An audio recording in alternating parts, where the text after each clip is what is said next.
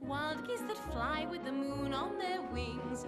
These are a few. I'll tell you, a few of my favorite things is hanging out with my good friend Chef Bud Anderson and a pork tenderloin. Who doesn't love a tenderloin? Listen, right? I got to tell you that as the weeks get closer to the holiday season, I'm having to space my music out so that I get the right songs. It's very hard. It is challenging. The music's probably harder than the food. The food I can do anything. Here's what all of our friends at home don't know is how much thought you put in. Oh yes, nothing just happens here. Now, last week you'll remember we did a very nice light chicken salad with a grilled chicken. Yeah. And we had the craisins right, in there, all that So good what stuff. we're trying to do there is just trying to get a light dish that people can have during the holidays after they've stuffed themselves. Okay? Pork tenderloin is easy. Yeah, this one is a good one too because it's a little bit lighter. But the other thing I really love about it is that you can do it with a fresh vegetable and kind of have a meal. Okay, tell me about the rub. So this is a spice rub that I put together. The base of it's brown sugar. Then some McCormick smoked paprika, some cayenne pepper, a little bit of salt and pepper, and then I add a little garlic powder to it. That's what we call the sweet and heat. If Exactly. you know Chef Bud Anderson, he loves the sweet heat. So there are the recipes. You can head over to myhighplains.com and get those. Absolutely. Also One of the keys to this is to get your tenderloin out. Now, when you buy these tenderloins in the store, they're going to look like this is all it's in. There's actually 2 of these in a tenderloin pack. This is a Smithfield product. I have a little bit of the roasted garlic chili olive oil from Amarillo Grape and Olive. Smells so and if good. you'll just roll this kind of in that spice mix, all I did on the rub was I just put it together and put it on there. Now, we're just going to stick it into here. We're turn our heat up. Now, the best way you can do this is if you'll try to do this all in one pan. Because you want to get all that Right. fond off the bottom. Right, of that because with what the we're going to do is we're going to cook this, we're going to brown this or sear this tenderloin so that it kind of browns on each side. Then we're going to throw it in the oven at about 350 degrees. What is the? And I know that you do that a lot. You finish off in the oven. Sure. What does that mean for the meal? Well, what it means for the meal is it's going to cook from the inside out for one thing. Good. But the other thing about it is if you just put this in there like that, you're not going to get the crusting. Right. And we that's love what the we're crusting. at. Yeah, because the crusting adds Look at texture, that. and you can see it also adds a lot of color to this as well.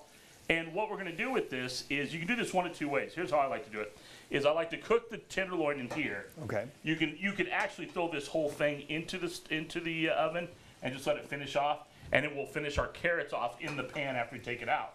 But I want to go over the carrots real quick. These are a tricolored carrot, baby carrot. They've got a little bit of a top left on them, but what I've done is I've blanched them.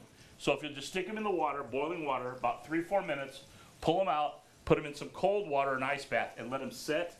Then they've already started the cooking process. So then when you've got to get it back in, You're not dealing with a raw, hard carrot. Yeah. So you can get a softer, nice, a better texture. And we're gonna make that with some butter, some fresh rosemary, and some honey. So all these flavors kind of go together. And I forgot to mention about the chili powders in this mix too.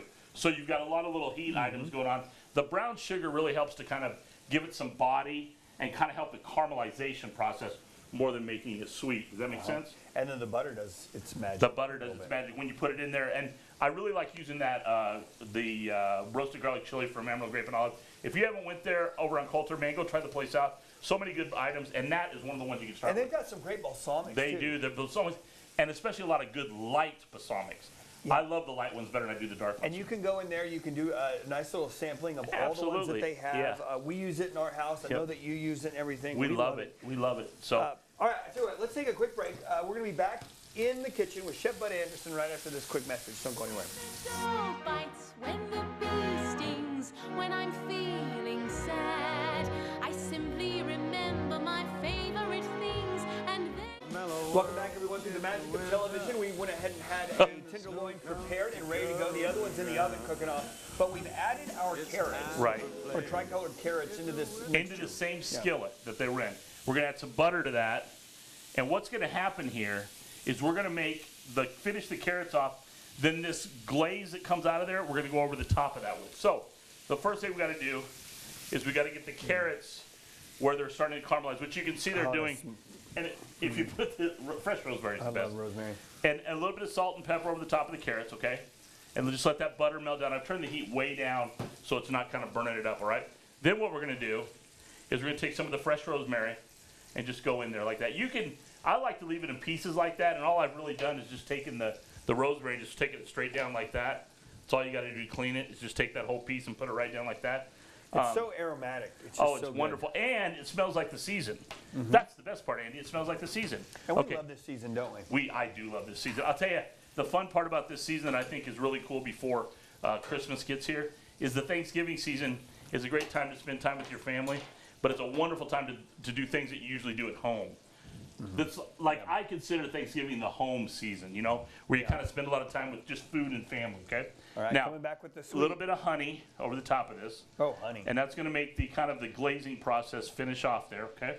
Then what you do is see how that's starting to thicken up with the butter? Oh, this is going to be so good. That does look Because good. what happens is now remember, all the spice blend that was in here is cooking up out of there. Okay. So the butter's going to release it, the honey's going to help thicken it, and you're going to have this nice, look at that, It looks so with the rosemary. So what we should do is, we should probably, if we got one more break to go, Yeah, we do. we should probably go to a break, Okay. and I'll finish these off. We come back, I'll show everybody how it goes on the plate. All right, ladies and gentlemen, please keep it here because we are going to head back to the table with Chef Bud Anderson and we're going to get to eat. So that's good for everybody, right? That's right, everybody wins there.